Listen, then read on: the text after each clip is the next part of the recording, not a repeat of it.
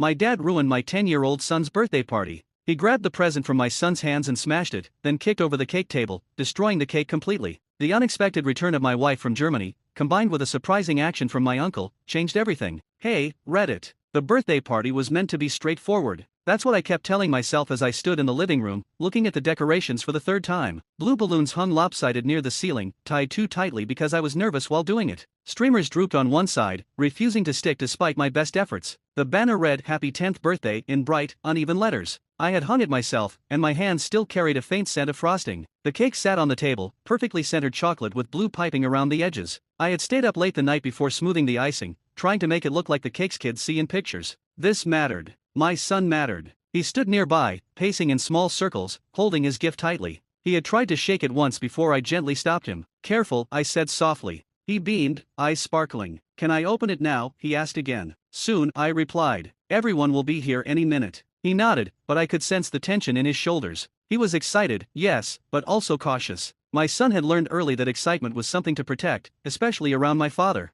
My dad arrived late, as usual. No knock, no greeting, just the front door swinging open sharply, the sound echoing too loudly in the house. His presence changed the atmosphere immediately. I felt it in my chest before I even saw him. He slowly scanned the room, his eyes moving over the decorations, the cake, the kids gathered near the window, his mouth tightening. "What's all this?" he asked, as if offended by the sight. "It's his birthday," I said evenly. "He's 10. My son stepped forward slightly, clutching his gift. "Hi, Grandpa," he said hopefully. My father didn't reply. He walked past him. The party tried to continue. Kids laughed in short bursts. Someone turned the music up a bit too loud, as if noise could drown out the tension. I moved around the room, refilling cups, smiling too much, keeping busy to avoid the tight feeling in my stomach. Every time my father spoke, I flinched. Every time my son laughed, I watched my father's face, waiting. Finally, it was time for gifts. My son sat cross-legged on the floor, eyes wide and cheeks flushed. He carefully peeled back the wrapping paper, as if he didn't want to damage it. Inside was the small gaming console he'd been asking for months. Nothing extravagant, but something he'd earned with good grades, patience, and countless maybe-later answers.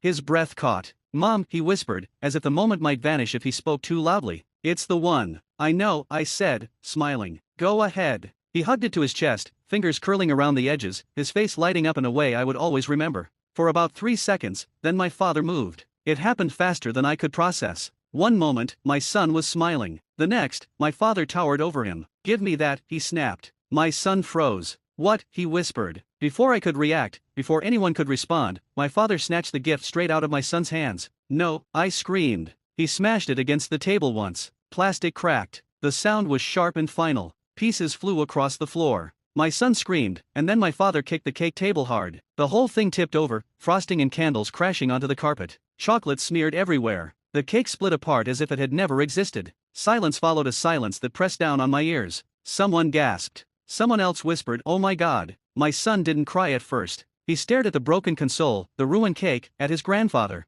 His hands shook violently. "What did I do?" he asked, his voice barely audible. That question shattered me. I dropped to the floor and pulled him into my arms. "You did nothing," I kept saying. "Nothing, nothing." My father scoffed. "He didn't deserve it," he said loudly. "Spoiled brat. You're raising him soft." I felt my heartbeat in my throat. "Get out," I said. He laughed. "This is my family," he replied. "You don't tell me to leave." No one spoke. Not a single adult defended my child. That silence hurt almost as much as the destruction. I looked down at my son, his birthday ruined not by accident, but by choice. I didn't argue or scream. I picked my son up and carried him to his room while the adults stood frozen, unsure how to respond now that the moment couldn't be laughed off or minimized. Behind us, my father kept talking, explaining, justifying, rewriting. In my son's room, he finally cried quietly, the kind of crying that sounds like surrender. "I shouldn't have wanted it," he whispered. "I messed up." I held him tightly, my arms aching. "No," I said, my voice breaking. "You were allowed to want it. You were allowed to be happy." After everyone left, I sat alone on the couch. The carpet was stained.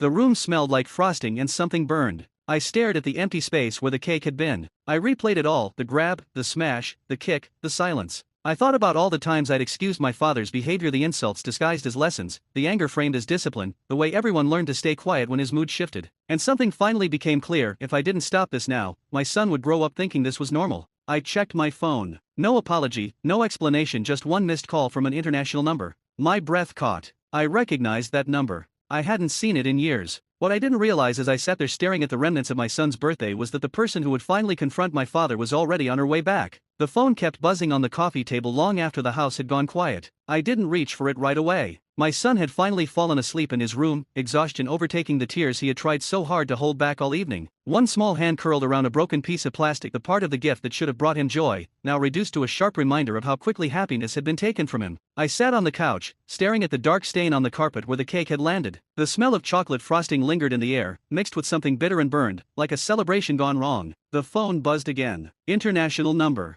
Germany. My chest tightened. I answered. "I'm on my way home," my wife said. Her voice was calm, too calm, the kind that comes after clarity, not before it. I swallowed hard. "What?" "I saw the message," she said, "the one your sister sent before she deleted it, along with the pictures and excuses." I closed my eyes. "I booked the earliest flight," she continued. "I'll be there tomorrow night. Do not confront your father again. Do not explain. Do not apologize. Just stay with our son." There was a pause. "And don't clean up the mess," she added quietly. "I want to see it exactly as it is." The call ended. The next day felt endless. No calls from my parents, no concern, no acknowledgement. They had always relied on silence to reset things, pretending nothing had happened until everyone else got tired of being upset. But this time, the silence felt different, heavier. My son barely spoke that morning. He ate his breakfast slowly, eyes downcast, shoulders slumped in a way I had never seen before. "Mom," he asked softly, "am I bad?" I knelt in front of him immediately. "No," I said, forcing the word out past the lump in my throat. "You are kind. You are good. And what happened was not your fault."